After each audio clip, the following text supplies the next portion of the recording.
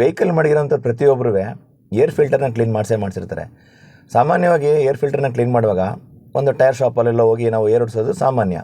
ಅವರು ಇಷ್ಟ ಬಂದಂಗೆ ಏರ್ನ ಹೊಡಿತಾ ಇರ್ತಾರೆ ಅಲ್ವಾ.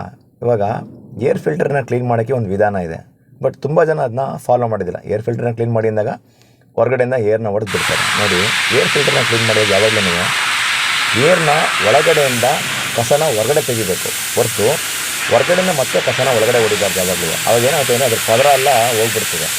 ಸೊ ಒಳಗಡೆಯಿಂದ ಯಾವಾಗಲೂ ಈ ಥರ ಫುಲ್ ಬ್ಲಾಕ್ ಮಾಡಿ ಕಸ ಎಲ್ಲ ಈಚೆ ಬರಬೇಕು, ಆ ರೀತಿ ಮಾಡಬೇಕು. ನೋಡಿ, ಇವರು ಒಪ್ತಾನೆ ಇಲ್ಲ ಅದನ್ನ. ಇಲ್ಲ ನೀವು ಮಾತಾಡೋ ತಪ್ಪು, ಈ ಥರ ಹೊಡಿಬೇಕು ಅಂತ ಹೇಳ್ತಾರೆ. ಈ ಥರ ಹೊಡೆದಾಗ ಕಂಪ್ಲೀಟ್ ಓಪನ್ ಆಗಿಬಿಡುತ್ತೆ. ನೋಡಿ, ತಪ್ಪು. ಫಿಲ್ಟ್ರು ಯಾವಾಗಲೂ ಒಳಗಡೆಯಿಂದ ಕಸ ಈಚೆ ಬರಬೇಕು, ಈ ಕಡೆ ಒಳಗೆ ಹೋಗೋದಲ್ಲ. ಯಾವಾಗಲೂ ಅಂಗಡಿಯವ್ರು ಮಾಡೋ ತಪ್ಪಿದ್ದೇನೆ. ಈಗ ಕಸ ಇಲ್ಲಿಂದ ಎಳ್ಕದ ಹೊರಡೋದು. ಈಗ ಇಲ್ಲಿಂದ ಹೊಡೆದಾಗ ಏನಾಯ್ತದೆ, ಈಚೆ ಬರ್ತದೆ. ಪುನಃ ಇಲ್ಲಿಂದ ಹೊಡೆದಾಗ ಏನಾಯ್ತದೆ, ಒಳಗೆ ಹೋಯ್ತದೆ ಅದು.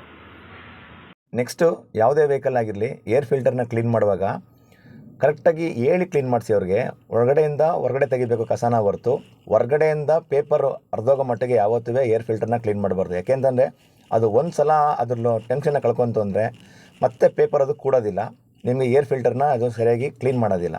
ಸೊ ಹಾಗಾಗಿ ಯಾವತ್ತೂ ಏರ್ ಫಿಲ್ಟರ್ನ ಒಳಗಡೆಯಿಂದ ಬ್ಲಾಕ್ ಮಾಡಿ ಕಸ ಈಚೆ ತೆಗಿಬೇಕು ಹೊರತು ಹೊರಗಡೆಯಿಂದ ಯಾವತ್ತೂ ಒಳಗಡೆಗೆ ಹೊಡಿಬಾರ್ದು.